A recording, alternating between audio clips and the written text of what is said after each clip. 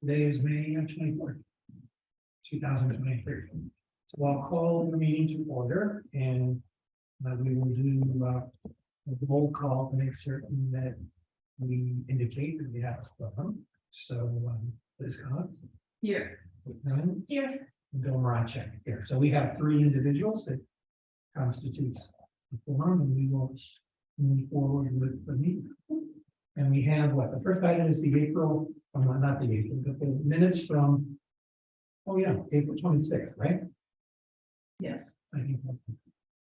Did everyone get I those? was still on the house. No, I don't think okay. I ever got them. I don't think you can approve them because I think it got transition with, Yeah. we didn't send them out. I just sent them to you, Bill.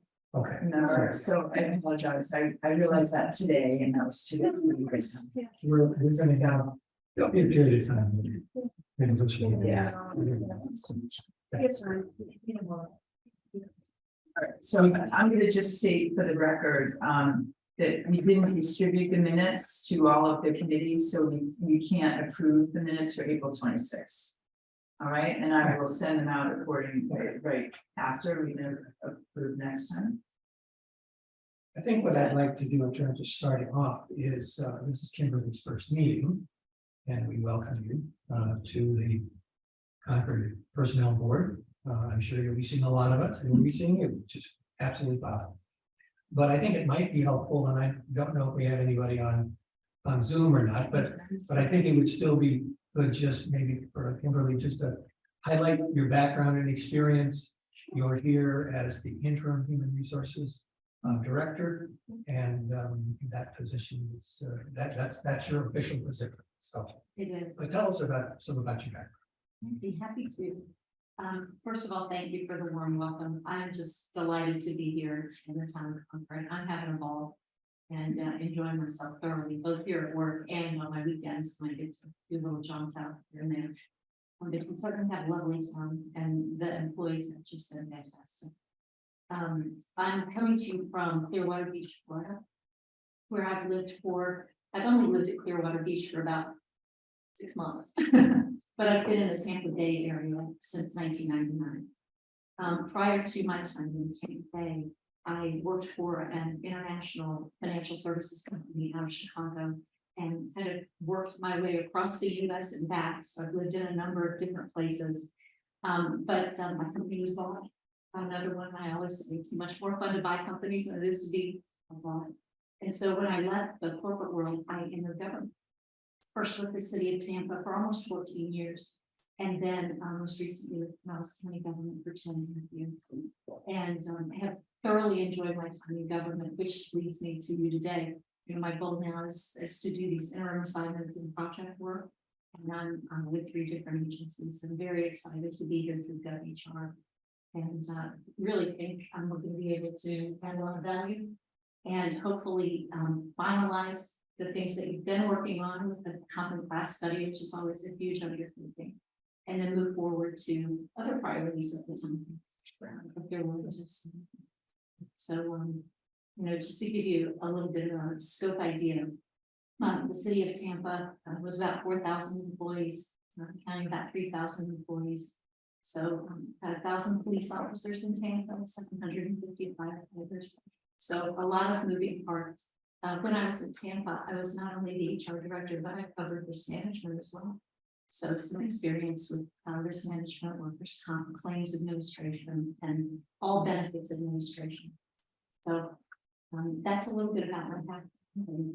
I'm very happy to apply with you, whatever you all need. That's wonderful. Thank you. I'm going to move on to, I guess the other item is that, and Kate, I don't know if you know this or not, but I would just notify today that we have a 5th person who's going to be joining us sometime in June. Her name is Pamela Talbot. She was appointed, I don't know if that's the right word, nominated. She's nominated. Nominated by the select board last This Monday. this past Monday. And she is she's been on the several different committees and boards, I think, in town, most recently on the recognition, but the 250th or whatever. She was with, she's on the same committee board with Nancy Crowley. I noticed is on, so she does have a wealth of, I think, experience being here in town. But she also has a focus in which Mark Powell initially interviewed her, and then subsequently by Liz, and the feeling was that this would be a good addition, and Pamela wanted to join. So that's a perfect addition. So we will look forward to Pamela's joining us sometime in June. It's terrific that, Kim, kind of for your information that, the personnel board wasn't always fully staffed at 5. So we had a retirement after 9 years of terrific support and service from Nancy Crowley just last month, right? And so to have someone right away to fill the group is really helpful. Yeah. And then we have one member, Joe Emmerich, who's not with us tonight. He's working full-time Welch's. So we do have a great group. Yeah. Town work, corporate work, right? But corporate, I was not a HR person, but I worked at Merck, the pharma company for 2 decades, and managed teams. So I'm more on the other side of things. Yeah, it's nice to have an eclectic mix. It is, yeah, it's very, I think we actually had, another, I mean, we've had quite a bit of interest, I think, in the personnel board, thanks to the current members. But You're a we've had recruiters. we had quite a bit of interest, which is for the fun. Okay, so we're gonna move on to the first item, which is, let Kimberly give us an update on where things are at with the implementation plan and sort of what maybe a timeline is with what you're looking for from a goal standpoint, time standpoint. Yeah, I'd be happy to throw in. I've invited Carrie to, obviously I'm 2 weeks and 2 days in, and so Carrie could chime in if you see fit. What we've been working on in the early weeks here is making sure that we have, of course, what was approved at town meeting. So we know what the new schedule is for the pay scales, minimum, midpoints and maximums. We've been working together with the CFO and with the town manager to make sure we've got an appropriate crosswalk. So every non-bargaining unit employee is being slotted in from their current title and current pay grade to if there's any new title, and then whatever their new pay grade is. And that seems to be going pretty smoothly, although it hasn't been fact checked by leadership in each of the departments. We've been doing some work as well on the financial piece of that and what that's going to mean from a budgetary standpoint, so we can size the prize and see what budgetary money is left over from them.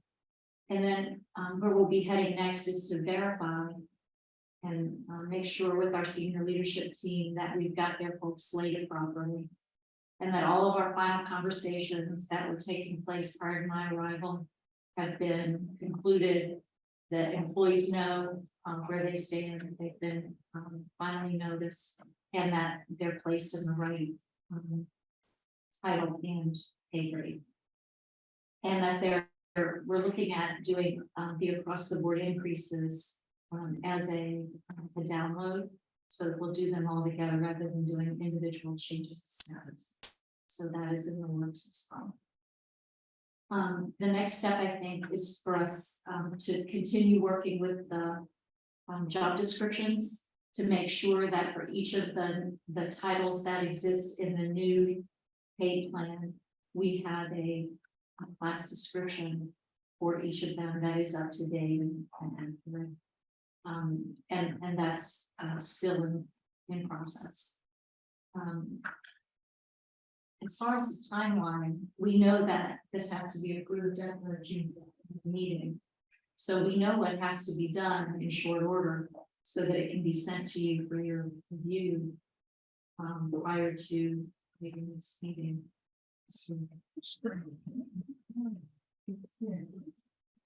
And so that's the basics of the update on where we are.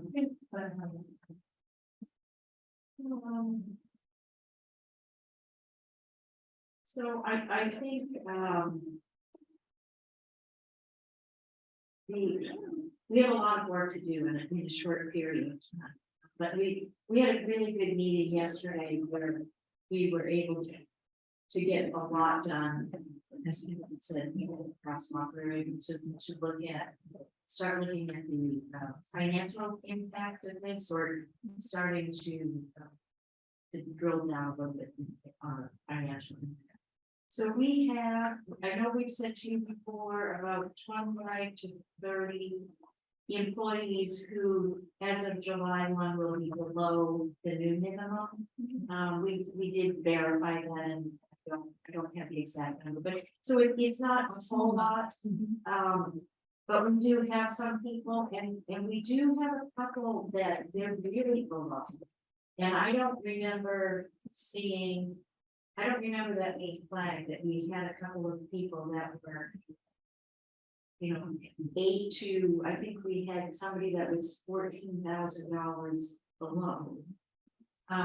What I will say is we need to go in and look.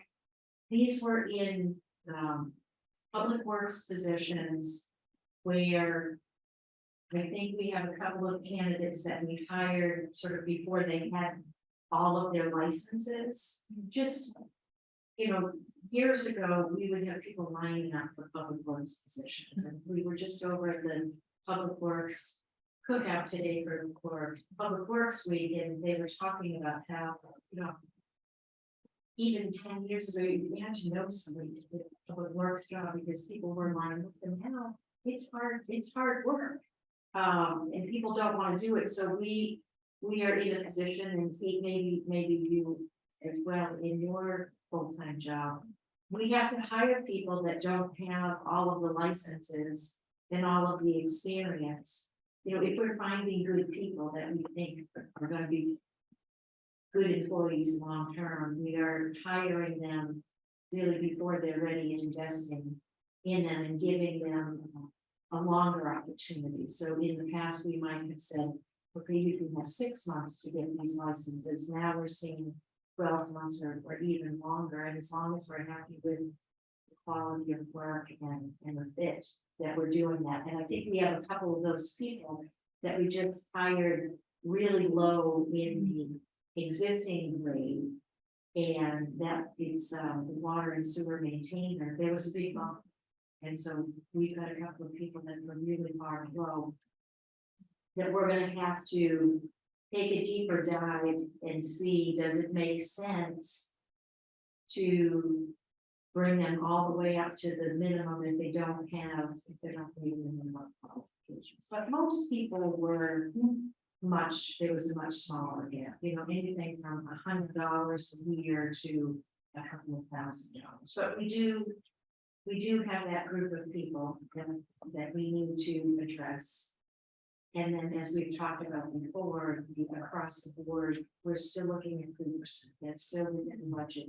That number has been out there in the organization. If we try to do anything different, then like people would be swapping about it. We are seeing that that's a little bit higher.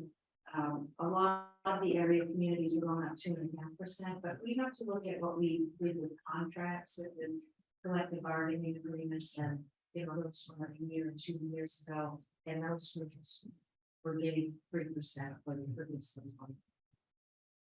The one other piece I wanted to mention is we have not yet agreed that we have a sum of money to do in merit adjustment. We would like to do that. We were hoping, I guess, since we don't have anybody on in the meeting, we were hoping to just do 1%, so an additional 1% for merit-based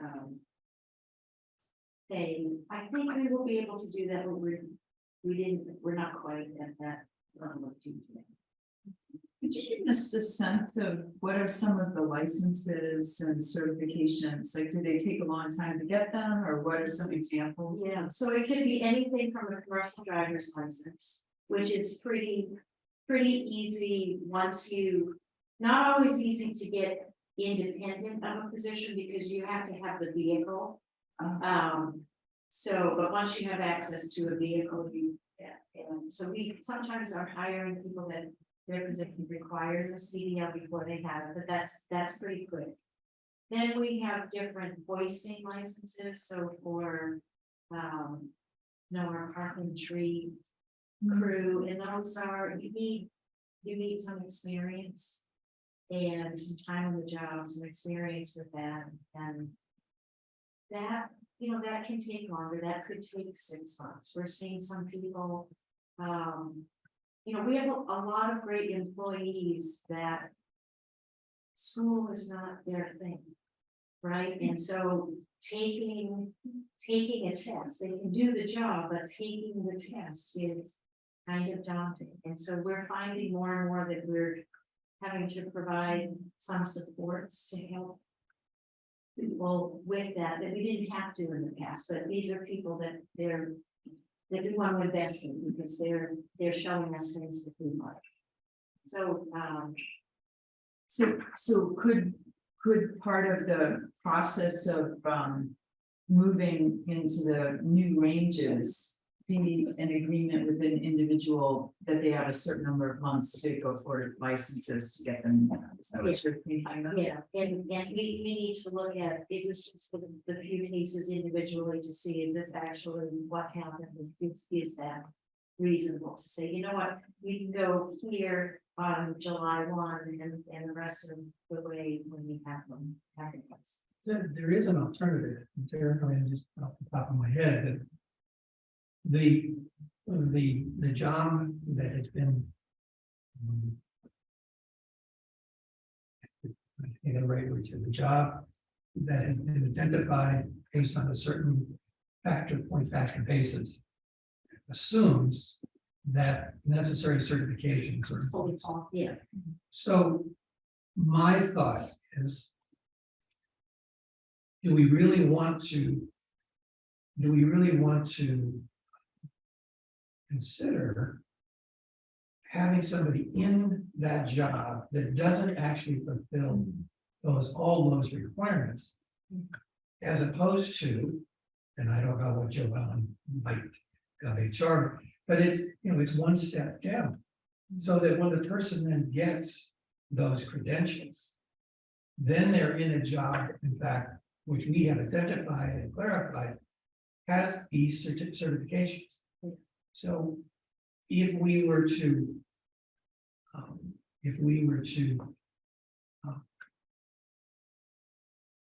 continue having the ability to say, well, okay, you're in this job, but you don't have all those certifications, I would have to think that that's going to lead to some issues in other parts of the town that the town really might not be in its best interest, as opposed to saying, this job that has certifications is here, but if you don't have them, you're down a step. I appreciate you making that point because, again, not knowing the actual individuals, I do recall we did put in a lower level position, and I wonder if we just don't have personally much cross off them. Because we didn't know. Yeah, we did, and I can't remember the exact title, but we did add a lower level position for in this committee. That's what addresses. Well, in my mind, it's the better option. Yeah. It maintains the integrity of actually the whole system being point factor based, and therefore, when we get out of this, you made an exception for this job in this organization, so you should make an exception for me in a different organization. And all that, I think, lends itself to creating more uncertainty than the town may want. Maybe like a trainee type of a position. You've seen that in trades, so we're dealing with that now, so you can't get maintenance and electrical people's similar problem. So I'm having a debate with our management team about, well, we need to do a better job, want to keep our people into at training new people that come in and advertising that we will pay for schooling, finishing certification and that kind of stuff. And just be very public about it. That may help, but you gotta have the pay structure, because you're not gonna pay the same rate until they get all of those certifications and are at the full job requirements. So that's actually at the part, that the principle that you're following is Good. until you have the necessary certifications. Yeah. You're not officially in this job. Right, and so the example would be like there's an ABC level of a mechanic and a training. So when people progress through, they have different skill requirements, but it's mapped out.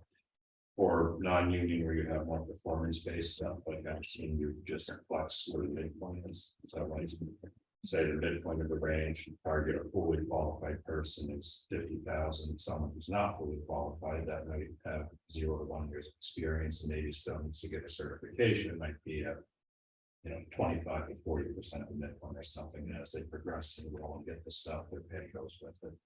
But those may not apply here, but there are different ways of kind of dealing with that you guys might want to. This is tangential, but I haven't started thinking on this point. We've talked a lot about what kind of evidence, what kind of data could we use to better support the town. And one thing might be, if we understand that these positions are particularly difficult to find employees, we can start looking at just how to construct those things and advertise in a way that will bring them forward, and then look, where are those folks getting trained at all?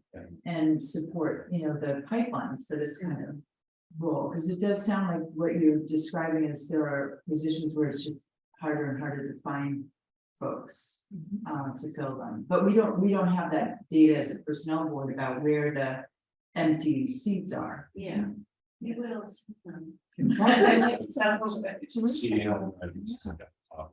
Yeah. That's a real thing. Said you don't do it more, so I don't know. See, Getting some of this in there. So, Yeah, I mean, one of the challenges that we're facing is that we'll have someone coming in who has all of the experience that we're looking for on the job, but doesn't have the licensure. And so how do you compensate that person, bring them in into a position? And then we're actually sponsoring and paying for training for because it's in some ways it's the only way to get someone to the CPL. At this point, it's very costly for the employer, for us. But we'll hire them, and like you said, we'll say, we will hire you at this lower rate, but as soon as you obtain this, licensure, we'll then move you up. So When you do that, how do you ensure that you get your investment back? exactly, well, Because you're sometimes putting in several costs. Because it can be very costly. the water licenses can be, I don't know if you're exact license this thing right here, but they license, they're very expensive. Yeah. Sorry, What what is is it? the commercial driver's license? So you can drive a really, heavy, big, large trucks. Any other points I've got several, but No. do you have to? No. Okay, would you like to? Not on that topic, but I have. Yeah.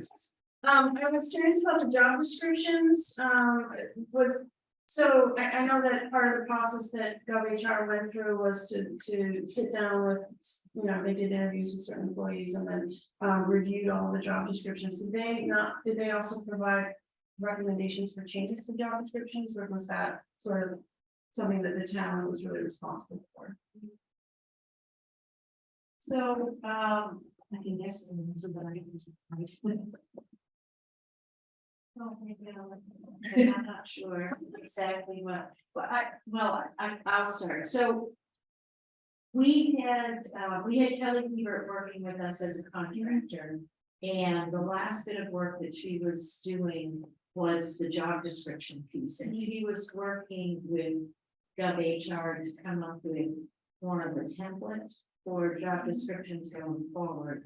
And we're still going through what we have I think to make an assessment of where we are with that, and what we have left to do.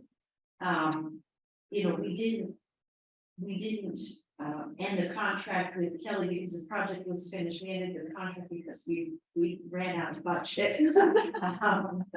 And so we know we still have some of that work to do, and we're going through all of the files she left for us to see where we are. We have some job descriptions that we'd like to update all of them using a new template, but we have some that are more critical because the job changed significantly, so we need to have an accurate job description. And some that the job description didn't change all that much, and it's fine until we get to a place where we can do more work. And this template came from GovHR, is that It was something that I know Kelly had been working with GovHR, and I think they were sort of negotiating the best template that would work. So they had some standards, and you know, it's just a back and forth discussion about kind of what we were looking to see and what they were showing as best practice. You know, so we don't ever just accept anything. Right, it always have to be a little different. The concrete stand. The concrete stand. That's a nice way to be. Well, it seems to me that there is no one right position description. I mean, if there was, then every company in this country would be following it. So there's give and take. I think it just has to. I don't know if there's any requirements from the Commonwealth legislature or anything that's suggested there as to what a job description should look like. I don't know. Okay. Just standard elements. Yeah, I mean, essential job functions, minimum requirements, any licensure that you need, those sorts of things. Someone. Part of what I was asking, and you answered this, I just wanted to make sure, because I know that they met with employees, and I wanted to make sure that we didn't lose any of that knowledge.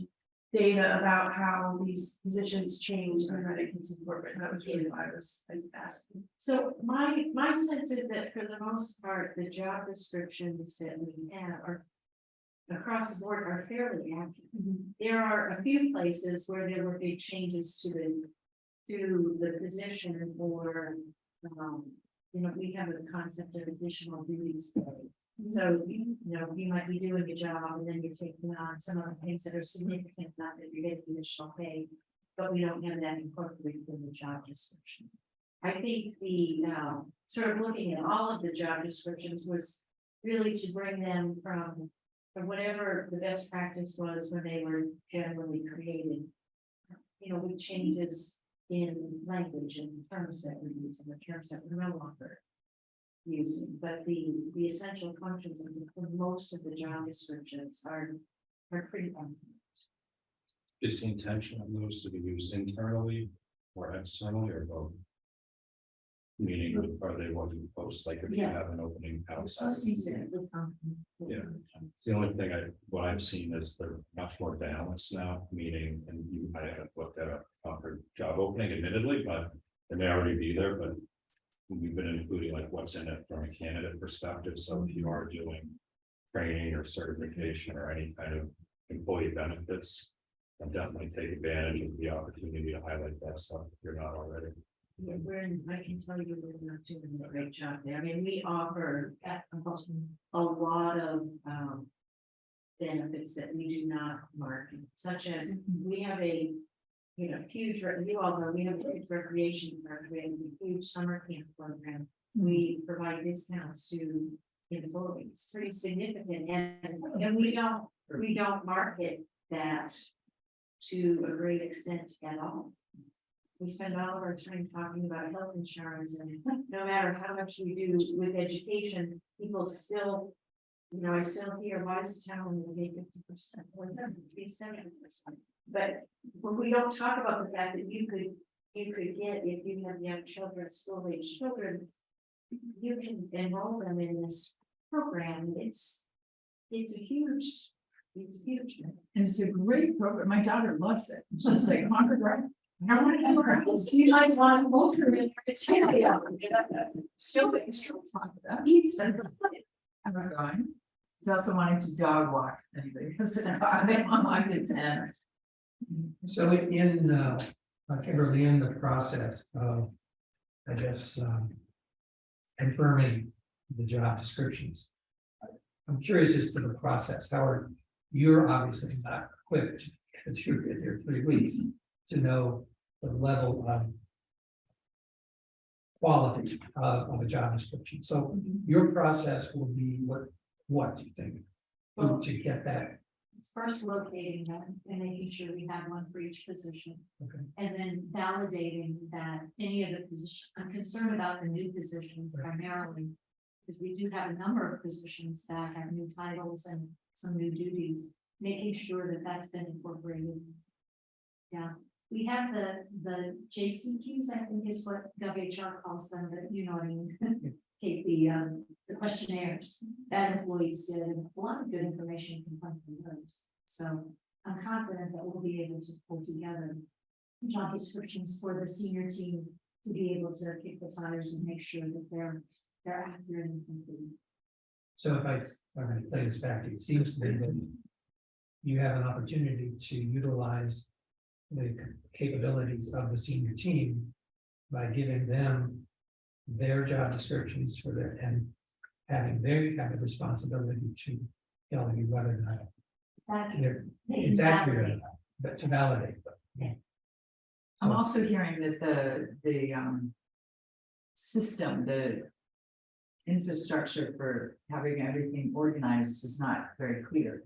Well- To you as a new person, but Had I been here doing the work myself, I'd know exactly where it is, but we are having to cobble together. From, I just on Friday got access to some filing systems. They're all electronic that were being utilized, and so we're still just beginning to go through those and find everything. And make sure that we're ticking and tying and checking that we've got one for each of the job descriptions. So it's just kind of early on for me. And so if my responses to signal the nebulous, that's why it's just fuzzy. But I believe that we'll be able to locate everything and validate that we have an accurate job description and a complete one for each of them. and so I guess the under question there is, and create a system that's more transparent of how to find everything. Is that a job that's also on the table? Our job descriptions are actually in the cloud. The ones that are the before picture, before the study, they are out on the cloud in one place. Yeah, so the town has a filing system for it. Technically, those would be all publicly available. Are they? Well, they're public documents, Right. whether they're publicly available. Whether you can log on and click to them right now, I'm not sure, but they are public record. For sure.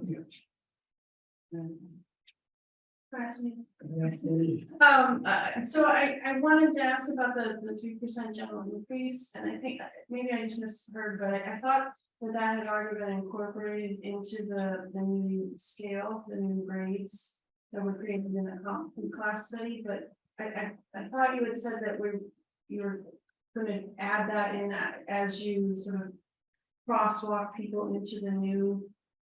So I just wanted to clarify. So we took the results of the class and comp plan and increased them 3%. That was the warrant article. So what I was talking about is when we actually move people into the plan, they will be getting a 3% adjustment. So what information has been communicated to employees in regards to the job title that they're in, and I'm not sure, I mean, whatever pay information, you've identified there's 25 to 30 below. Yeah. But obviously, there's been no indication to that as to what's gonna happen, because you're not absolutely sure how this is gonna. But so is everyone in that position of still needing to have clarification as to their job title and the pay, or not? So, I would say everybody is in the position of needing an update, Okay, like next week. okay. You know, I have talked to, in passing, talked to people and said that's the next piece that we're doing. But everybody needs an update and confirmation that we are implementing July 1. We know there's a pile of work to do. We intend to bring the policy to this board for the next meeting. It's, if you're familiar with it, it's pretty basic. You know, there aren't a whole lot of elements. We want to explain to you what we're going to do, but the plan that you adopt will say, you know, a 3% cost of living adjustment, and if there's going to be a merit section, so it's kind of 2 paragraphs. It's not particularly complicated, but you'll want to know what's behind that. But we need to get some communication out, like I would say next week. In terms of people who went through, filed a reconsideration request, I believe for the most part, we've worked through all of those. I know Kimberly was confirming some of that because most of those conversations happened before we started. They were, those conversations were being on us. So I have seen a lot of documentation with people who were on that list that was written confirmation from the individual. You know, yes, I had my meeting, he reviewed, I'm good. We have a couple of people who are not good, but they're just, there isn't anything to do. You just disagree, disagree. But I think we're pretty, if we're not finished, we're pretty close to putting this. You have 2 additional points on that. Do you know if those couple individuals that are at a point where they just don't agree, Yeah. have they been informed as to what next steps they have available? Well, the only reason you don't have to answer it, it's that, you know, I think what I'm believing is the next step is that they could come to the personnel. board. Yes, so I know. Sorry, to interrupt you. I know in one instance. I know in talking to that senior manager, who's the staff person who was in his department, that I communicated that is the next step. Because That's right. there, he mentioned to me the employee would like to meet with you, and I said, well, no, you know, we went through this process, we did reconsideration. I actually decided on reconsideration, so the next step would be to go to the personnel board. In this particular case, you know, this is somebody who is in the next level down from the senior management team. And there's no place to go, like, you know, we, at least the way we have the plan set up, nobody's going past, and now I don't know if it's 15 or 16 unless you're in the senior management team. That may change over time, but right now, that's where we are, and you know, the person isn't not satisfied, but that's where we are right now. We went a long way. The compensation plan we have is very, very good. Very good. And we made a lot of progress. And you know, I'm not obviously not making it on progress right now. My last point on this is that I think from our experience, you mentioned that an update, the boards are doing an update, is to really think what that means. Is it simply something in an email? Is it more than just an email? Is there some human contact between? I don't know the answer, but I just know from our experience that communication has been an issue at various times when we try to implement human resources policy compensation decisions. So I just caution us to make certain that we really think this through. I'm not going to tell you what to do because I'm not sure what you have to do or should do. But collectively, I think it deserves some time. one of the challenges is just the different groups. So when we're in a department like Public Works, for instance, we get both union and non-union. And it's not as simple as, let's just have a department-wide meeting. Because I've heard from some of the union members over there, oh, this class and this is great, what about us? Well, you guys unionized, you decided to unionize, and so you are working within the rules that we have for union employees. You're coming to us once every 3 years. It's not your time yet. So it's not as simple as just saying, okay, Public Works, we're gonna have a meeting. It's we need to have a face-to-face meeting, you're bringing different group together. Yeah, I don't think it's easy, but it deserves some thought. The other question I had was, we talked about the merit-based component. But as we've said before, that assumes that performance reviews are yes, completed and whatever, not completed, reviewed, consistent, I mean, all. So where does the town stand on actual performance reviews and whatever review considerations? So we have forms that we use for different types of employees, supervisory, county supervisory, that we've used for a number of years. Managers are very familiar with those forms, and up until the pandemic, we had a systematic system in place where we were doing it. And then the pandemic happened, and we had new management that didn't like the forms or didn't necessarily agree with the process, and we had no way from that. So assuming we are able to implement merit-based, but we should be doing evaluations regardless for offering merit-based.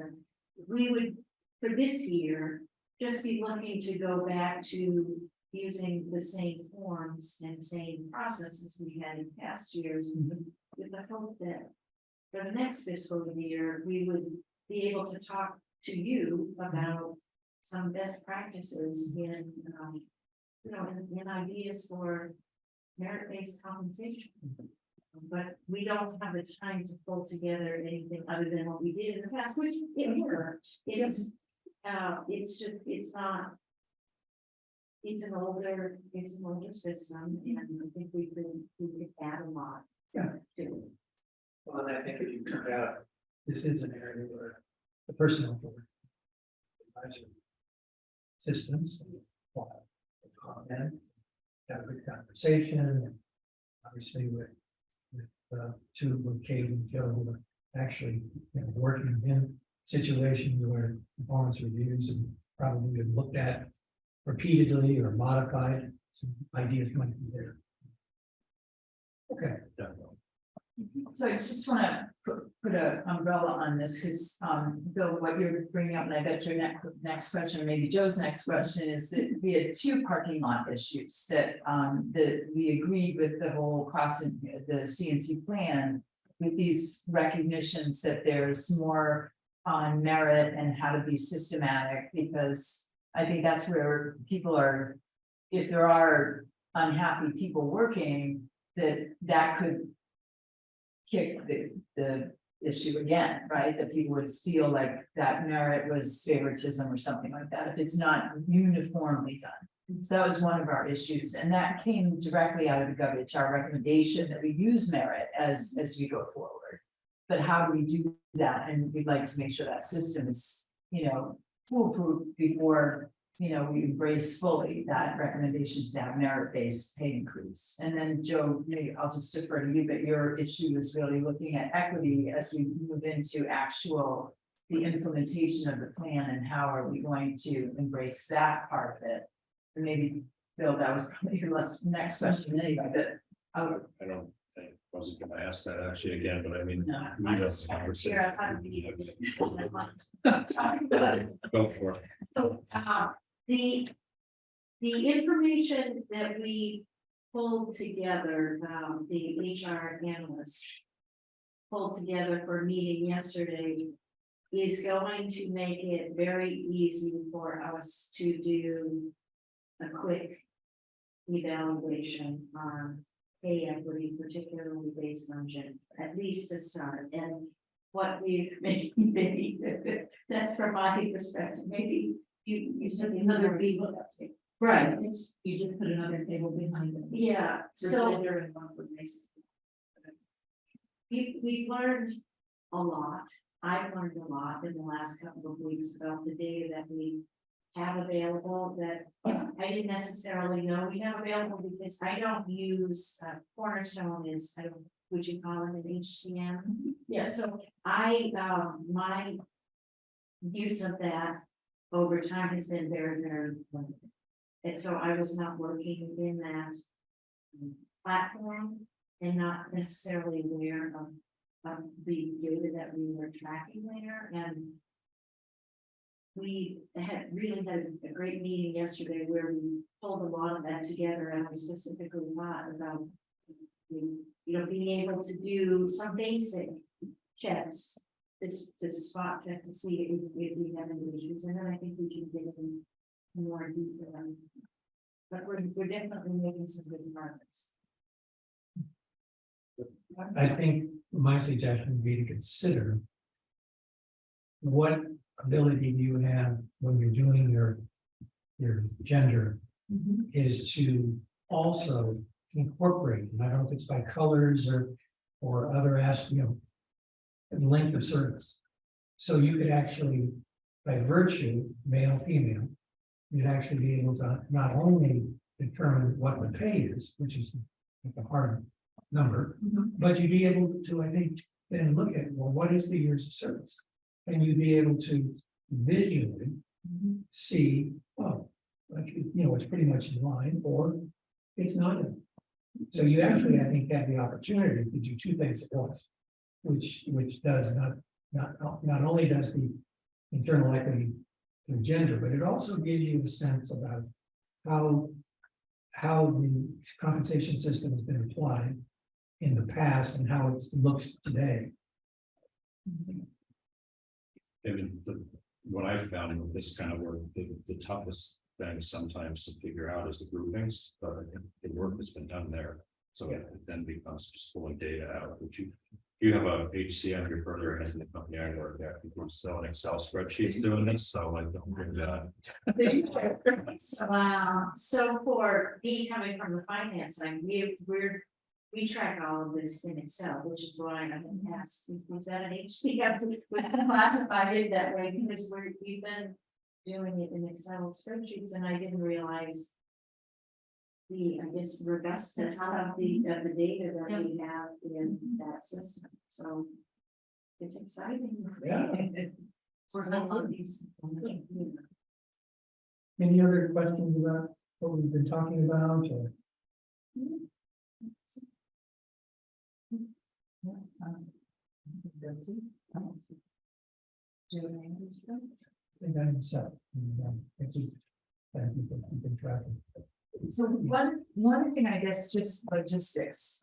So we're setting one of our objectives from that select board meeting where we set out what we should be doing. We set regular meetings, right? And I know that when I did speak with Pamela, she's like, I really need to have my schedule understood so I can work around this. So if we have, the first Wednesday or whatever it is, it's not right now, the last Wednesday or whatever, we should do that.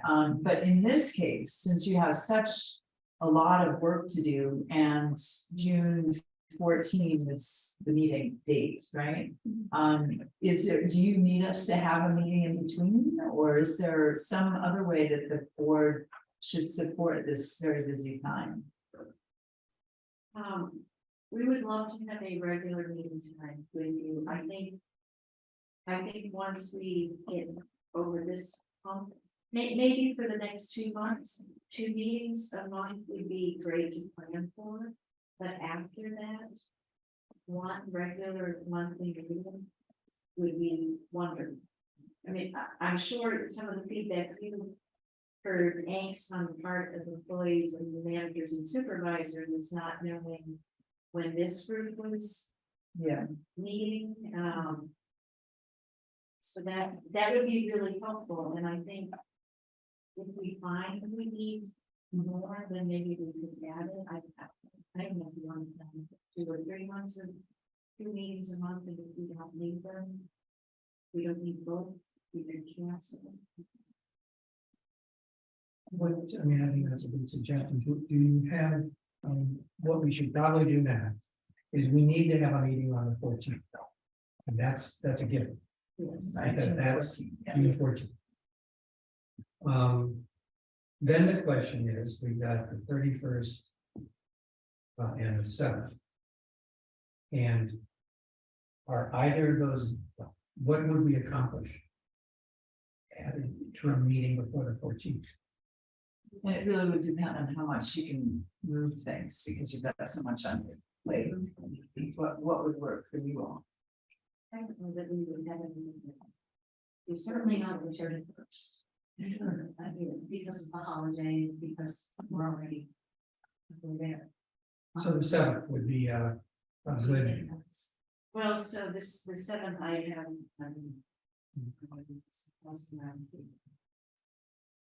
Is there another night? Usually we are Wednesdays, right? Yeah, Wednesday. Is there another night just for this short period of time where it's a second? Because we're only talking about 2 meetings, right? 2, maybe 3 additional meetings, non-Wednesday. But again, the preface of that is what helps, right? The help from my perspective would be, the last thing we want to do is come to you with something on the 7th. And you hate it, you can't approve it, or you haven't had enough time to understand it and feel comfortable with it. Yeah. So that's my only concern, that I don't. I don't know how you used to being briefed prior to the meeting you all on. I'm more than willing to meet with you individually at that time and answer any questions you have after you've looked at material and that type of thing, so that we're more productive. The one hurdle we have is the open meeting. Right. So we can't have more than Right. 2. It would have to Or be you- individual brief. Yeah. It might have to be individual briefings, which seems like That's a fine. really wasted. It's just hard to do. I would, I mean, just as a request, it would be nice if we got packet material ready. I mean, I know that it's a challenge for me, and I provide staff support for our board. I get that, but it's just really challenging if we're meeting on Wednesday night for material, like Tuesday morning, I just don't have enough material. Tuesday. 48 hours would be really helpful. Yeah, very helpful. I kind of like sticking with the 14th, and maybe on the 7th, we would be sending you a packet that has what the proposed plan is, and then, you know, and then I'll with some description about why we landed there and that. What if, I mean, I don't disagree with that, but what if on the 14th, for whatever reason, we identify a hiccup? Then what's our fallback for another meeting? Yeah, like in June, I almost want to think the 14th and the 21st, if that work, holding those dates. Makes more sense than trying to have a meeting on Saturday. Well, and so what, I love the idea of getting the packet on the 7th. And maybe then if you could provide us a few slots when you could leave your schedule open, if we had like office hours, so we could come by for a call, that could make it more efficient for the next week. And then you would know, you'd have a heads up if there's some consistent issues and so forth that we would be bringing up on the 14th. So we'd start to move the issues and save the 21st as a final. Does that sound reasonable to everybody? But should the goal be the 14th or the 21st? The goal is the 14th. Right. But if we need it, Then we could cancel if we needed to the 21st, right? Yeah. There are a couple of policies, aid-related policies that I have flagged over time that I really would like to fix for July 1. I believe we've talked about them before, the acting thing. We have some, maybe there's something with uniforms and the on-call. So acting, if somebody's acting, out of class in a capacity that maybe their supervisors on vacation. Right now, we have a policy, well, it's acting pays in the bylaw. We would propose a policy, temporary stopgap measure to get us to the next town meeting. This is something that was flagged months and months ago. We just didn't line it up for annual town meeting. But right now it says you're not entitled to acting pay until day 15. But we have, you have situations where you could be covering for somebody on day 1, it's a significant change. So we'd like to propose something there. The on-call, we have some inequities across the organization with on-call base, so we'd like to clean that up, and then the uniform, again, some inequities across the organization. So could we anticipate recommendations for those 3 changes in the 7th packet? That might be pushing it a little. I mean, we do have, Well, we circulated those 3 policies months ago Yeah. to the managers. We have their feedback. We've had that for a long time. So if not the 7th for the 14th, the 14th for the 21st. So, is there anything that we can do? Is it just simply collating the feedback and writing a draft? And is that something that we could? It's editing the policy, doing a little pressure testing, because we just to make sure that we're not, we've got a good fix. I know that our new member, Joe, you hear when we talk about Pamela Talbot is coming on board. She's been, what's the terminology, by the select board, she's been nominated and for approval coming is the assumption. But she's also a lawyer who's worked in that area, so maybe she could also, in that comment period between the 7th and the 14th, maybe she'd be helpful. I'm giving her work tonight and starting. Well, I think if it's possible for the 7th, then we do it. If it's not possible, because just the time and the implementation plan is clearly top priority, then we'll postpone it, delay it For the policy. for the policy. Yeah, and then whatever is done, yeah, okay, all right, that's. So they're all existing, 2 existing policies, 1 existing section of bylaw.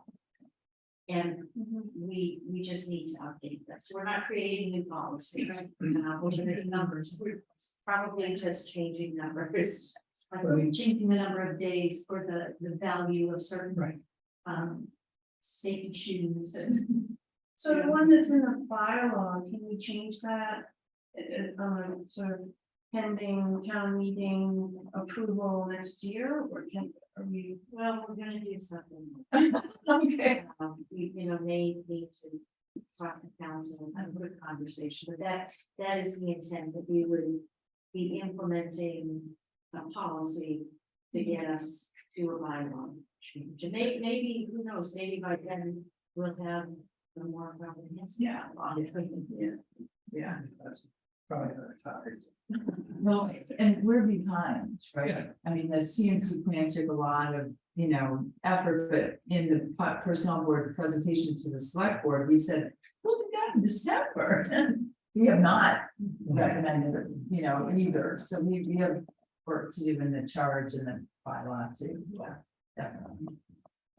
Okay, thank you. I mean, this is all good material, the things you're talking about, and we've got a plan for the packet's going to be available on the 7th of June, and we're going to have our next meeting on the 14th, with the 21st being a scheduled meeting that could be But if we cancel if necessary. And are we looking at Wednesdays? As the regular day of the week for our meetings? Does that work for, my schedule is more flexible, so I'll steer that. I would love it on the Thursday, but I'm not gonna, if that doesn't work for everybody else, then I can do Wednesdays. Thursday's the only day You that can't do I think when the summer, but then when I have I bowl. So it's my bowling night Thursday. And it starts in September. That's really the only reason. But if you bowl strikes, then we don't go early. Well. So we want to be consistent, right? So changing it back and forth might not be the smartest thing to do if we're trying to advertise our consistency as a team. But is it Well, time to like the 5:15 is hard for you or? Well, no, it's just that I honestly only have my son Monday through Wednesday, and so I'm kind of missing some time. I don't have my person that's, so it works a little easier, but I can make it work, it's not that. I mean, So that's, I can do third, I mean, again, if the consistency thing wouldn't work, but like June through August, May through August, I do Thursday. And then, I see what you said with Wednesdays. let's stick with Wednesdays, 5:15. Okay. Thank you. Okay, and, okay, so then which Wednesday, should we set like the first Well- Wednesday, we're setting the second Wednesday for June, right, as the scheduled meeting, but then as a safety event, what about July 2nd, I sort of like the second week, Wednesday? but that's Okay. just me. Is that all right? with everyone? Yeah, so then we're looking at July 12th. I am very explored on my paper calendar in front of me. Don't we already have one scheduled for that day? Was that? It's not in my paper calendar. It's permanent, but. Personnel board 12, and then sorry, maybe everybody's more organized, which is not a surprise. All right, and then the 9th. Is that, August 9th? yeah?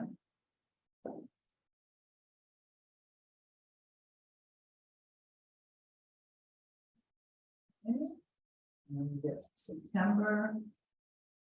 The bowling is starting. But will be the 13th of September. Yeah.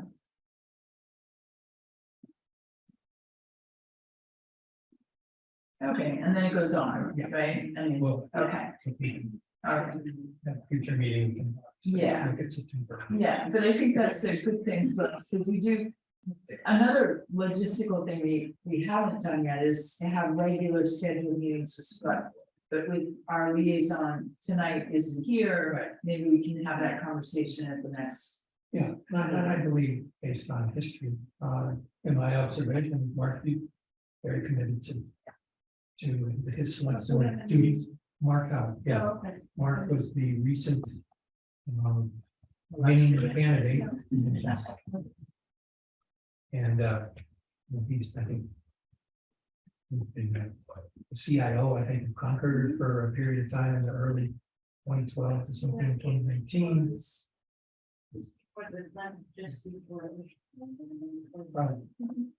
So I think he's very knowledgeable, and I know he has had an interest in the personnel board. Was he part? Yes, yeah, because I did. No. He was a part of the group that urged that he has to get informed. Okay, the next item really is trying to make some progress on the personnel board chart. I'm gonna hand out. But I've got enough copies here. This is what.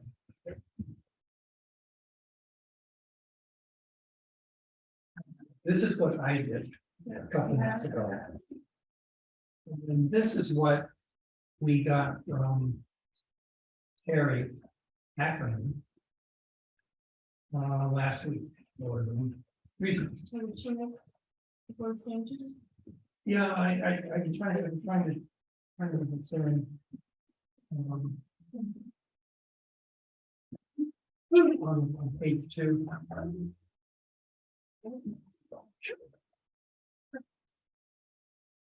So my take on how we should proceed, again, this is trying to make some progress. Is to talk about the content. Not to talk about the form, what should it look like in sections or no sections or whatever. But the content, and I would sort of like to pin a focus on the duties, activities, duties, and responsibilities, because that's really the essence of what is the heart of the charge. So you can see on the draft that hasn't named it, but is the at the top of page 2. And then on the piece that comes from Terry Ackerman, she's added some points on page 2 as well. Is this the second? Yes, that's what you're exactly right. But she actually added 3 and 4. As well. I believe she did. Well, since I don't have to do that.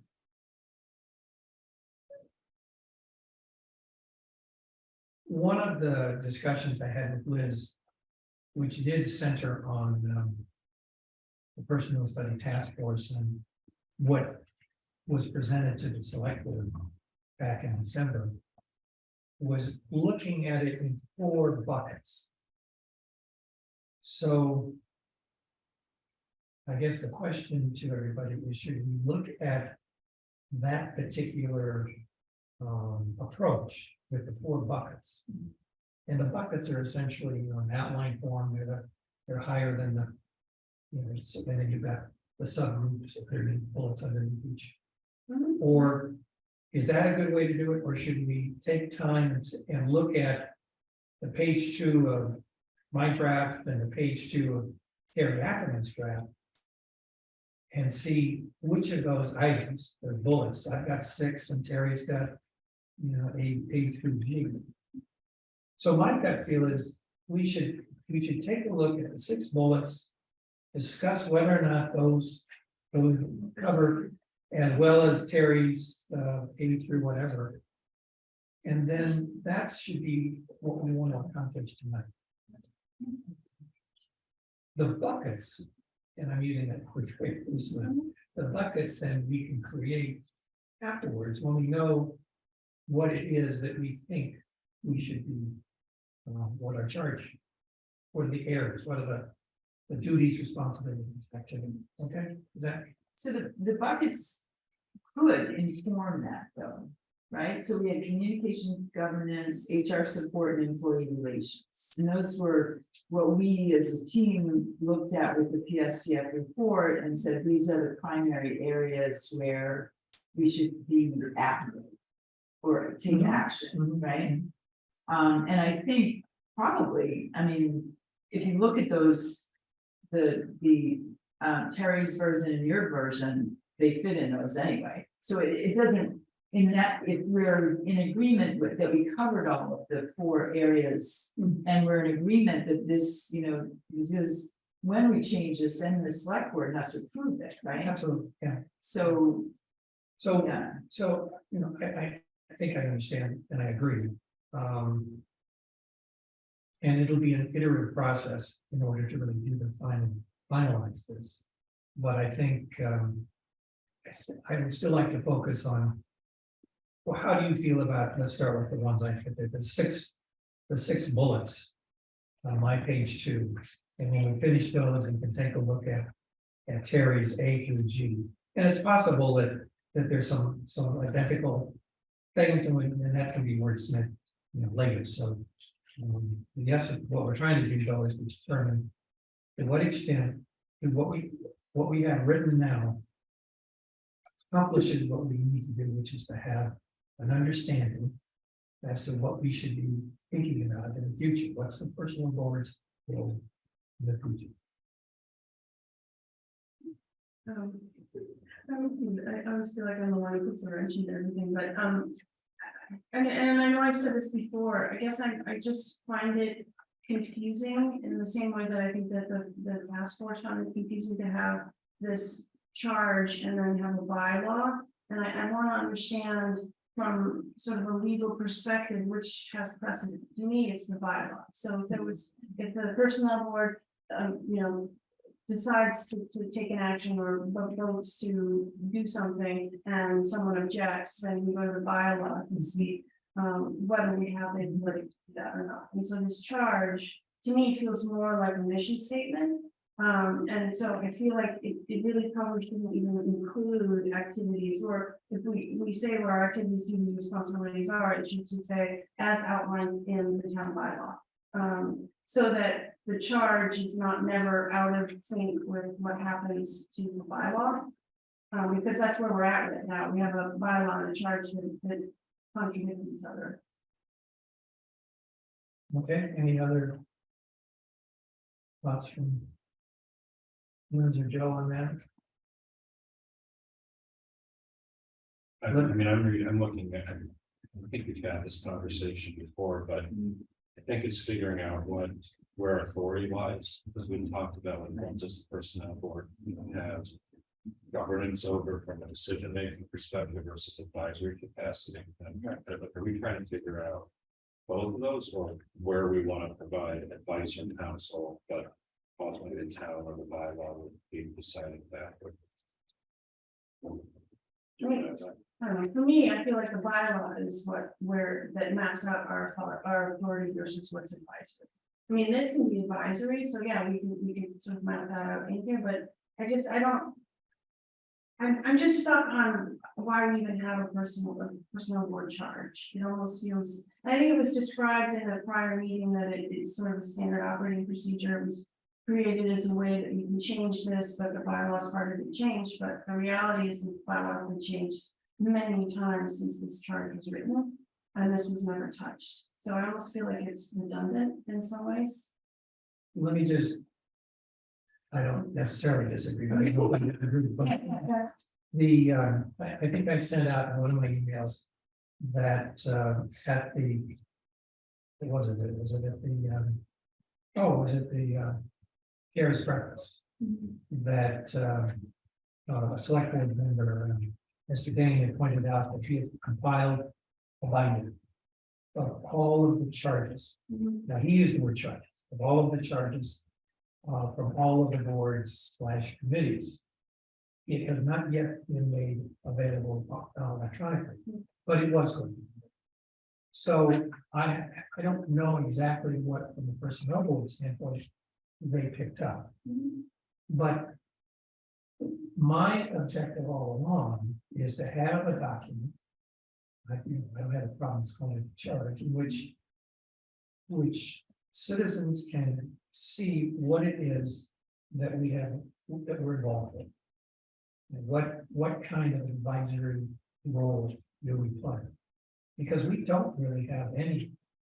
Well, procedurally, we have to be involved with certain agreeing and approving and moving that on to town meeting.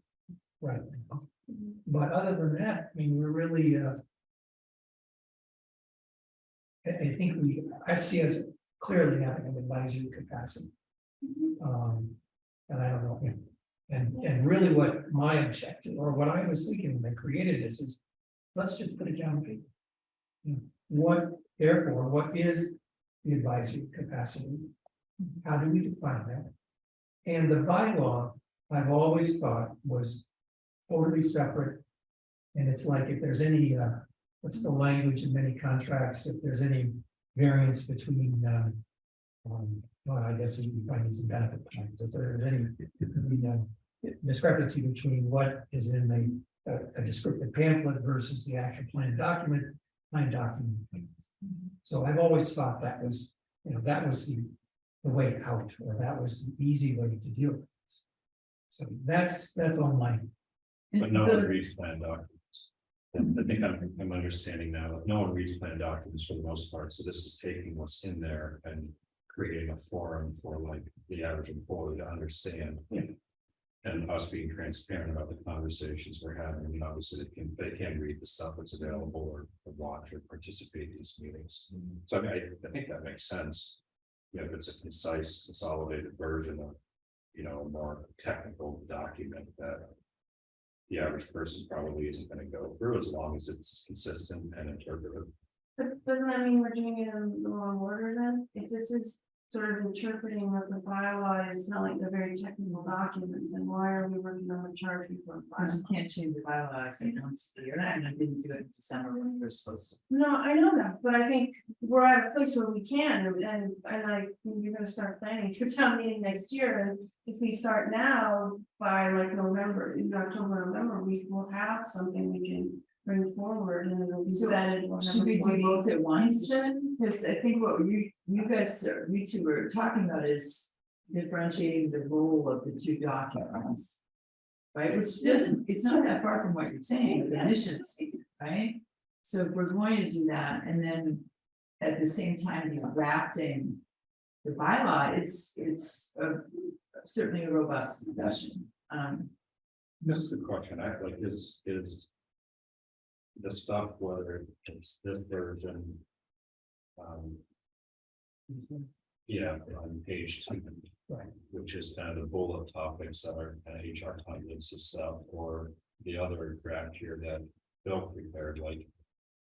This is just advisory, like conversation stuff that we would have in these types of meetings. And just outlining that, like, it doesn't seem to be contradictory or something that the bylaw would prohibit us from doing. That you would need to go and like pass something in a town meeting, right? It's just more clarifying for employees, I think, of the conversations or topics that we might discuss to advise the town management, so that we're providing the best services, et cetera, and from an HR perspective. I think. So, but tonight at this meeting, we've done both those things, right? We have in that, we're talking about the implementation of the plan that was approved at town meeting. And so we are, I mean, I'm definitely understanding what Kate's saying, that there's this, issue. So because I started right when this report came out, I went back to it.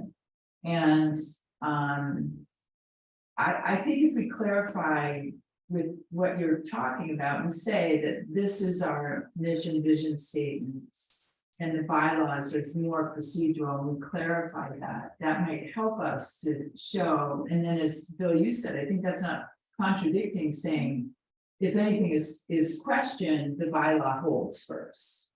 Right, and therefore we do have to do the vote once. So, all right, all of that is yes to everything, which is really hard, right? Because we have one meeting a month-ish. let me just interject on Yeah. one thing, and that is the bylaw. There's a tremendous amount of work that's going to have to be in discussion and conversation, simply in terms of the philosophy as to who should be the ultimate decision maker. Should it be the town manager or should it be town meeting? And that Right, may, and that's going to be input, and it'll have to be vetted or have to be reviewed by citizens, because many of them may have opinions yeah, that at least we need to listen to. But I think in my mind, based on my involvement with the person on board 5.5 years, 5 years, is that's the key issue. What extent can the town manager make decisions, and should make decisions, because it's a much more efficient governance approach versus the town meeting has to be the ultimate. So again, I know how I feel about that, but it needs to be, we need to have a conversation for snowboard as to how you feel about it. So I don't see how we can do both. I don't see how we can do both at the same time. I'm trying to understand.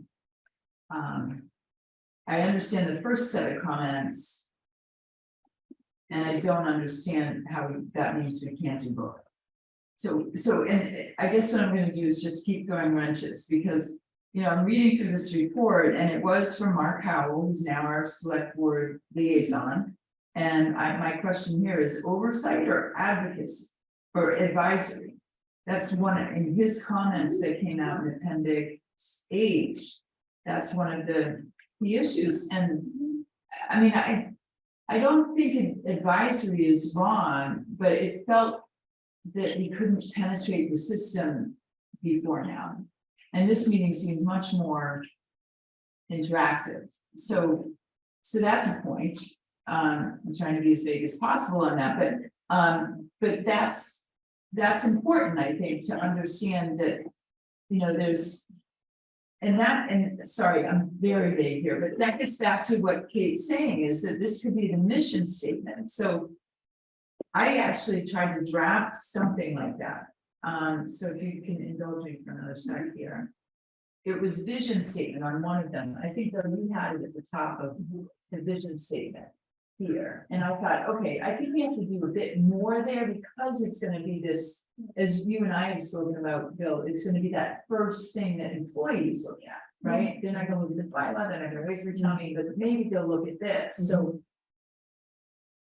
it's flowery, but It's a communication. right, it's a communication, which is on our 4 buckets, right? So the town of Concord desires to have personnel policies and procedures and a personnel bylaw, which, you know, it's all up for debate. That support and sustain a healthy work environment for town employees. We endeavor to become a welcoming community with a strong reputation of fair, consistent, and equitable leaders who foster teamwork, embrace all employees, support their growth and development towards excellence in all fields of municipal governance. That would be something that's really, it's not for us to say that, but that's sort of how the town wants to present itself. And we say we embrace that, right? So I understand that that's not for me to write, but put something up as a strong. Yeah. Right, and then in support of this vision, the personnel board is a volunteer board that serves in both an advisory role to the select board and to the town manager. The personnel board is also responsible for providing oversight in the administration of the personnel bylaw, ensuring that the bylaw establishes an equitable and efficient system of personnel administration for Concord's non-union employees.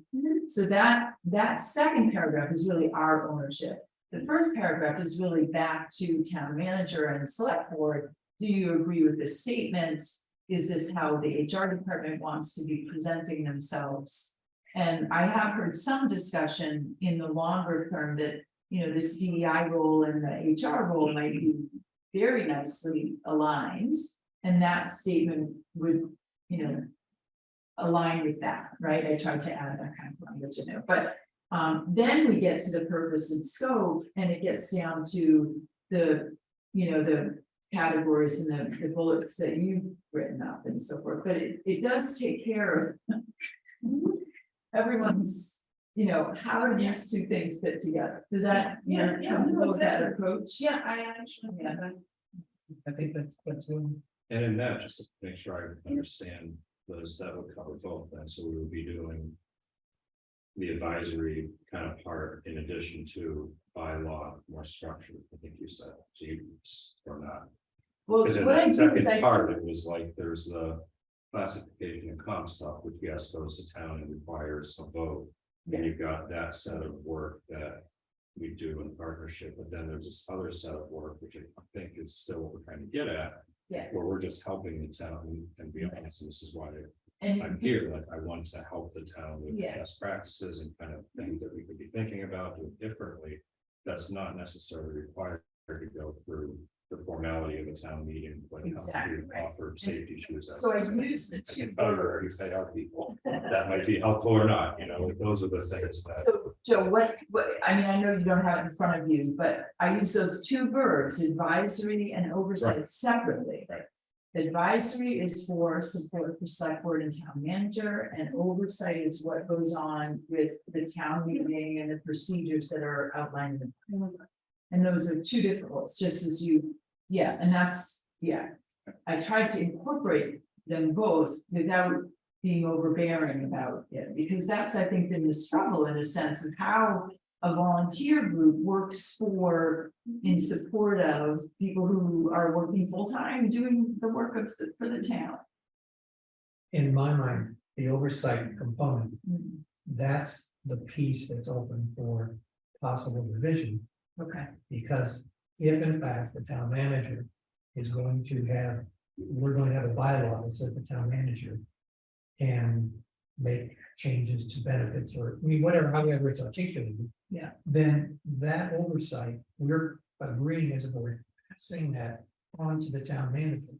so Because we think doing it's a a real real issue. bylaw, and then. The components of the bylaw, not Working. rewording the bylaw. Yeah, I mean, the bylaw, I think, by the Commonwealth legislature, we have to have a bylaw. The first time bylaw. But it doesn't tell us what we have to have in it. yeah, So we, as a board in the town, has a certain say. And, but my only point is that it goes back to the oversight modification. mm, There may be oversight modification, which is fine, because the way it's written, it doesn't, it's very, it's vague, unspecific. But it is in the back of my mind what we have to consider as a personnel board. How much oversight are we comfortable giving up and passing to the town manager?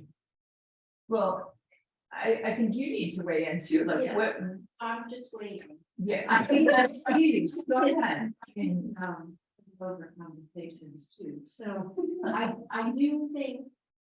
At least the way my brain operates, it would be hard to look at the charge independent of the bylaw. I think looking at both of them makes sense, because then you can get a feel for the. You know, and so from all of the things, it should be somewhere, it should be here or here. I think the bylaw is really the basic framework. It says the town has a class and comp system. Any, the appeals process, I think that should be in the bylaw. You want things like that that provide people comfort and reassurance in a document that's not easily changed. So I think you see something like it. It is very confusing now because we have some real specific things in bylaw. And then we have them in policy and they're very similar, and it's why is one in the bylaw versus policy? But I do think you have to have the basic framework in any appeals process in the bylaw. I think everything else goes into a charge that's more specific about maybe the types of activities that are supporting whatever's required in the bylaw. Supporting any advisory roles that the select board, as your appointed authority, has asked you to take on behalf of the town. And then I think you can have a permission statement too. I do think, at least where we are now, there has to be some oversight. I mean, some reporting methods. Because that was a lot of the feedback in the personnel study task force, that at some period of time, which is defined, the personnel board acted in a certain manner and received regular activity reports of what was happening in town. How many positions were vacant, how many different types of actions, how many disciplinary actions were taken, not disciplinary, so what they were, but just numbers. So there was some sort of checks and balances system. I don't think there's anything wrong with that. I think it would be helpful for us as we move to a better place. So it's important. to support that point, I'm looking at some comments of analysis Anita Techley did of the personnel board minutes for the 10-year period. And her last comment is there was no agenda item in these 10 years to discuss difficulty with recruitment, employee turnover rates, employee morale, or satisfaction with benefits. These are all issues that could be supported. I don't know if I use the word oversight on that. But there are things that went by the wayside, is what her point was. Yeah, and I don't know, this is just a little bit before my time with the town. I don't know why things changed, but. One of the issues I have with that report is you can't go back to 1980 and say in 2022, you're not doing what you did in 1980. Well, it is. Well, And maybe you shouldn't, but there was obviously some work that the personnel board was doing that people who weighed in felt was valuable. And it went by the wayside. I don't know. I don't know why it did. But I think some of what was happening, I think there's some value, like you want. You know, I know you're particularly interested in DEI and, you know, I think we have a lot of diversity within the organization, particularly in comparison to the community at large. We don't communicate that, you don't know that, I don't we should know be Yeah. reporting that, so. those should be celebrated, right? Yeah. Yeah. So I think that's that communication bucket, which could be advisory, right? So that would be a charge where we say, we're going to celebrate, you know, X, Y, Z. I'm not gonna get into what they are, but the DEI side of it, there's a lot of other things that I think are actually not known enough. So the communication hasn't supported the good work that the town's been doing, and we could, you know, do that. Like even just having, if I'd known there was a cookout or something today, maybe we should have been represented there, right? And show that we care about that there are other ways that the town is celebrating the employees and that sort of thing. Yeah, so. Well, I think just to circle us back, because we're not gonna spend. Yeah. But to circle us back, I think that Liz has come up with something that in essence and takes us further down the road of what we're looking to do. The oversight piece is separate from an advisory piece. We have yet to define probably what the oversight is. This personnel charge, or whatever we're gonna call it, is probably not the place to identify that. That should be left in the bylaw. But we should just recognize that there is an oversight piece. We ultimately should know ourselves, we should know what that role is and what those responsibilities. But we don't have to include that in this document. I still see us moving forward with this mission personal charge. And if we can incorporate and accomplish some of the bylaw pieces, but it's too much to tackle altogether. It's just, you know, we once a month, sometimes like, we will not be able to do both. So, Yes, so- what I was, you know, we have to tackle the bylaw at some point, right? That is on our to-do list. So I mean, like. We have a year to do it, right? We just finished town meeting, so we got So that's what worries me, is that we said, oh, we'll do it in December, and then we have until what? October? Well, December would be a good target to have it done. You've got a really good chunk of time to work on it, and I think, why not just start? I mean, you know, we can, I'm not just start. We can maybe have a meeting or discussion about how we start and where we start, and maybe map out a plan. Subcommittees, I think is a great idea. But we can do that while incorporating the conversation about our charge at the same time. Are you feeling pressure to provide an updated charge? Is that in a certain time to? I'm not, I'm just trying to think of myself, what's realistic to accomplish. And I guess I'm a believer that I feel better, or I work better when I can take, this is my task, I'm gonna finish it, as opposed to, well, I got 25% of this task, 50% here, and nothing is ever finished. I mean, So, and So, Bill, to definitely. complete that, what we said in December 5th. Yeah. At that meeting is, we could do all these things, and I went through it, and honestly, we did 50% at best of what was high priority. Right, including these two things. So I understand definitely what you're doing, but maybe if we set up subcommittees where two of us work on one of them and two of us work on another, and then we come together, so it's not just a meeting time, it did put more pressure on all of us to put in the time. And I've been the worst in that lately because of some issues at home, but I think if we do that over the summer, we feel so much more relief, because those are the two major things that we have on the plate. I'm happy to do that. I think Yeah, I would rather that our initial focus start with a plan. yeah, The plan. Yeah, okay. The plan spells out, the tasks spells out, the organization will part out. I think subcommittee or whatever we're gonna call it, I think it's a great idea. You know, it's only two members are gonna be able to do it yeah, together. Anyway. Anyway, and to avoid that. and Pamela's new, so maybe she can be that Yeah. lawyer who looks at it both after.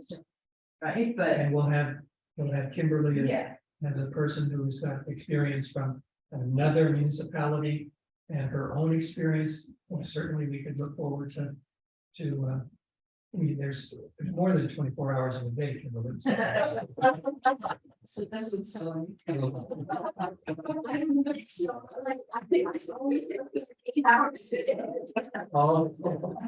Oh, I got it. why So, don't we just, so how we do this, we agree on subcommittees now. And then the subcommittees set out a schedule when they can actually talk. And at some point, we go with any kind of draft work that we get done and confer with the experts in knowing different systems and so forth. And come back, but we have, yeah, but we have to have a plan of how many subcommittees, two, how are we gonna? how are one we gonna- charge, one bylaw. That's what I was thinking, is one for the charge, one for the bylaw. And then when we come together, So, does that, no? well, that's fine, but that's what, I mean, I didn't think of it as two separate subcommittees. I thought the subcommittees will all be focused on the bylaw. With separate sections of the bylaw. What is, what's the plan? Yeah. How do the subcommittees work through the bylaw? And what are their dependencies? And who do they have to talk to? Who is involved? In the coordination, conversation, so forth. Because they're gonna have to be, time spent. So that's what I'm thinking about, we need a plan. Okay, so I'm gonna stop, and I'm just gonna do the note taking, you guys confer, because we're pulling you two in. Who are also working full time and we're not, so I understand that that's a I mean, big, after listening, it seems like if the bylaw is the place to start. That can register, and Kate, I think your recommendations, I don't know how we do this stuff if we don't have the bylaw right first. Yeah. And maybe we just focus on that, whether we do it in these meetings or we split up and take different parts of it, hammer that out in the next month or two, and then come back to the charge. And then we don't have to worry about putting something in here that isn't connected. Just a thought, and then it allows us also to focus, I think, on one thing, to your point, Bill, that, versus splitting up stuff now, and then, well, wait a minute, that group worked on this and didn't really take into account what's in the bylaw already. And then we're gonna end up reworking probably with all best intentions. So, no, I agree with you, I'm wondering if it's a good starting point, and I know someone had already done this, looked at. Bylaws for comparable communities, that have personnel boards, there aren't actually that many, I think you did it, didn't you? it's in the task force. And then if that kind of, I mean, it might be a good place to start, just to get a sense of what, what's out there in the world and who's doing what, and then, I don't know. Yeah, I think that's appendix. That's a part of the work, Yeah. but I think we're missing still. The top level, has got to be what's the plan. Okay, It has to be planned. So I still think we should, the personnel board charge. Is possible to do with what Liz has done with the rewriting of the advisory and then the oversight. In my mind, that's enough. And we can fill in there, and then we've got some other. But, if in fact, if the board doesn't feel that way, and obviously I'm happy to adjust. We can work on the charge simultaneously. I just am concerned about sort of putting something forward to the select board, having them approve it, and then if we come back and our bylaw doesn't match, then we're gonna have to come back to them again and ask them to change it. And so maybe We don't have an appointment with the select board yet, so we can choose to do it after we vote, Yes, right? Yeah, They're not rushing us. and I think the chart can be very vague. It doesn't have to be specific. But again, that's my counter to your point. So we have a couple of personnel actions that, you know, as you can imagine, things are happening. That we're starting to line up to take to you that Kimberly and I talked about a little bit, but I'd like to look at this mini case studies, like, here's what we brought to you in the past, but we have a second assistant fire chief position that was approved in the budget. We have an assistant fire chief job description, classification. In the past, as I understand it, we would take the second job description to you for you to review and agree, yes, this is class grade 15 or whatever. I never quite understood that, and I think this has to be part of the frustration where you're not working with their classification system day in, day out. How do you know that this Is it good? is the right classification? Right. But we're gonna tee it up the way that we always have, but I'd like at that point to have a discussion and say, does this make sense? And then, you know, gee, maybe even though this is part of our charge, maybe this doesn't make sense, or maybe we should be doing. So something kicking the else tires first. as we go. Yeah, so. And that's the only one we have lined up. But for me, that's where I am always saying, I'd love to understand the strategy, why this position versus others, and how does it fit into the overall hiring strategy? What does the town needs? Why is an assistant fire, you know, so not just the description, which is, Yeah, you know, siloed, yeah, like why we added this. and why this one, yeah, and that discussion never went anywhere before. Yeah, because I think the thought was the role is you're supposed to do the classification. Here's the classification, you know, that it's in the budget, the town manager decided, here's the Yeah. classification. Right, and we were not able, exception, but we're not able, weren't able to understand how you worked the compensation classification system to come up with the number in the first place. So the HR director would give us, this is job description, this is the classification level, and we rubber stamp, because we didn't really have, Right, and I don't think it's our role anyway. well, To- now you know to- more because we went through growth HR. But I don't see it's our place to question. This factor should be at levels 2 and 20 points and not 40 points. So it's every level of interested in- detail. Why, right, the level of detail, I agree with you, because I don't know that, but what I'd love to be able to see is, well, we have where all the vacancies are. And we know that the town needs more in X division or something, and we've had that discussion. So why now, why this? It's a much broader question than what you're talking about, right? Those details of where this fits in and what grade and range and so forth. You're right. I mean, we're not doing that calculation here. That's not a public. But that's that's the bylaw that requires us to do that. Yeah, yeah. I would much prefer to have the bylaw say that, you know, we're helping to strategize about hiring processes. I think it's not the methodology behind how you award points, like I have no idea.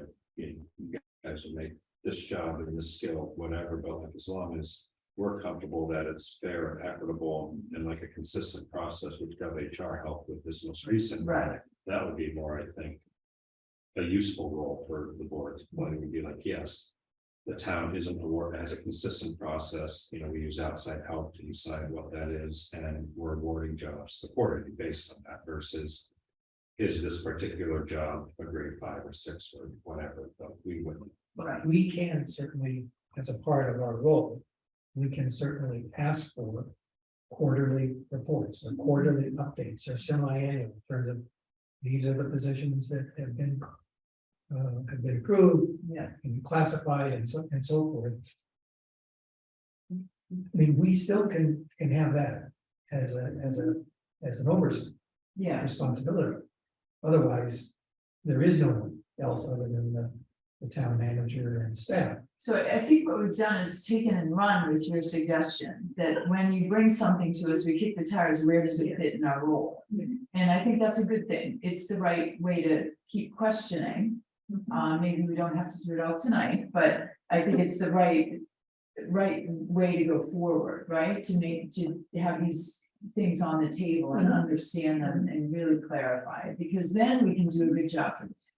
Right, if we understand. So, okay, so back to the plan, subcommittees, focus on separate parts of the bylaw or have two, because there's only 4 of us really that are it's gonna be 2 and 2, right? So, or one charge, one bylaw. How do you guys want to organize? Could I make a recommendation, that maybe we have, on our next meeting, this could be another, I mean, I don't wanna push it down the road, but I'm just wondering, it's getting kind of late, and I'm wondering if maybe we sort of step back, think about how we might each individually want to approach, to creating a plan for how to tackle this, and then we discuss it again, and then develop that plan in our next meeting. I don't know, That's fine. I mean, and then move forward from there. the only thing. So you're suggesting then we do a plan for the charge and a plan for the bylaw? Or however, you know, I mean, everyone's gonna come to it. Okay, different- so different however we ways. You know, everybody think about how they want to approach, you know, tackling most of these issues and these plans, and then come with your recommendations, and then we can decide on something. Should the 4 of us in that's a task that we have now for the next meeting. Should we speak to anyone like pros in the governance that exists?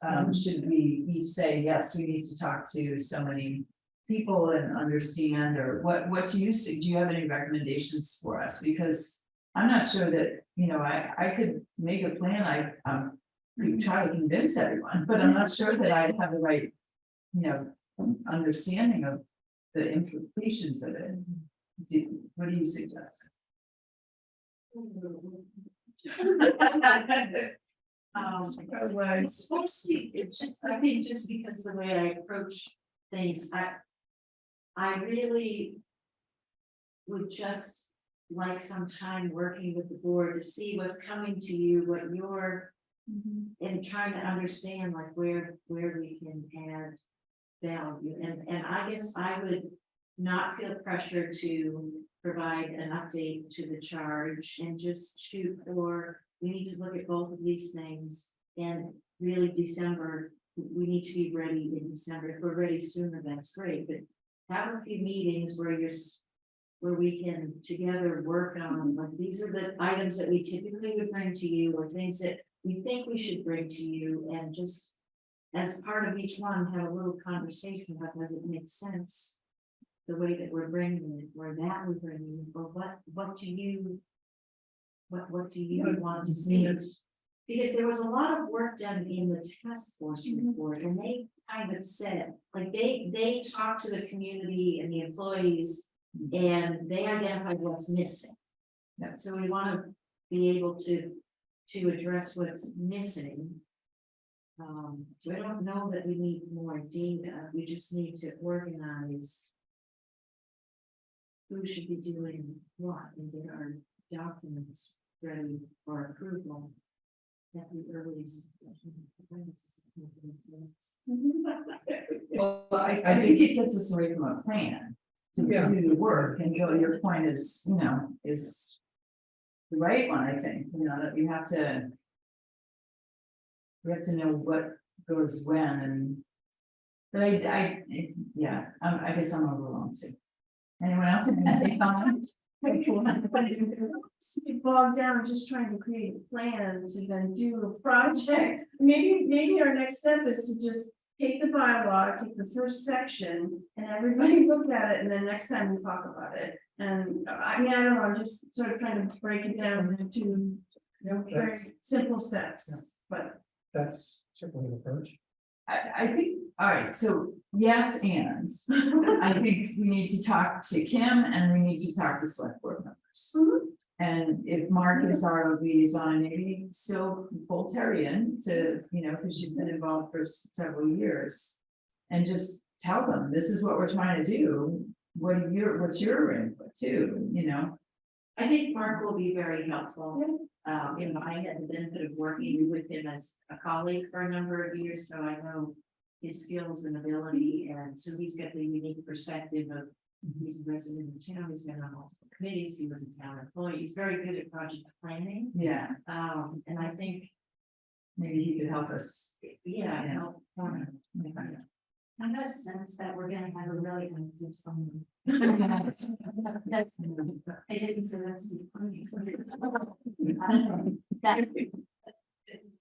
We're uncovering a number of things and looking forward to a number of things that I think are gonna be good examples down the road for you to keep the tires on and to develop an opinion on how you can add value in a wide variety of areas.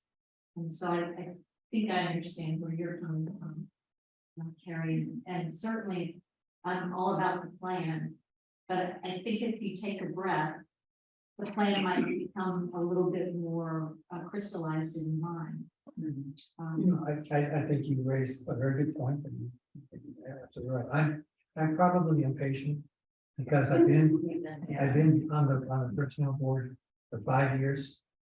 And we're still talking about Yeah. the same thing. We've never been able to have a goal and have a time, so, okay, I mean, 6 years, another year, and I'll be gone. Look, someone else, but the point is that I know I'm impatient.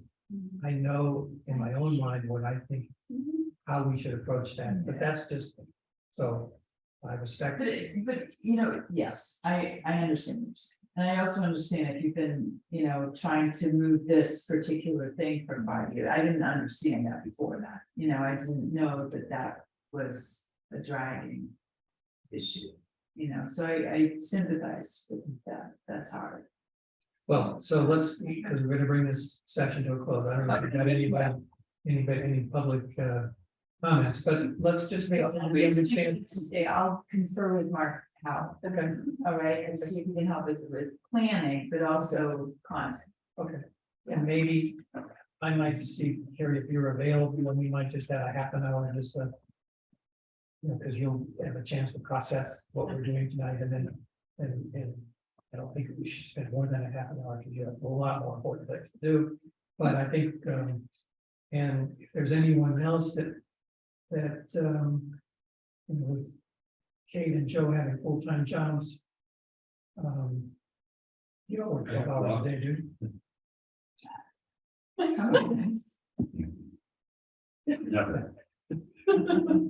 So, I'll entertain any public comments. No, we don't have. We don't have. We're the only. So I'll bring the meeting to a close with a motion to adjourn. A second, Joe? Okay, and then all in favor? Aye. Aye. Unanimous with the board. So thank you all. You're still making progress.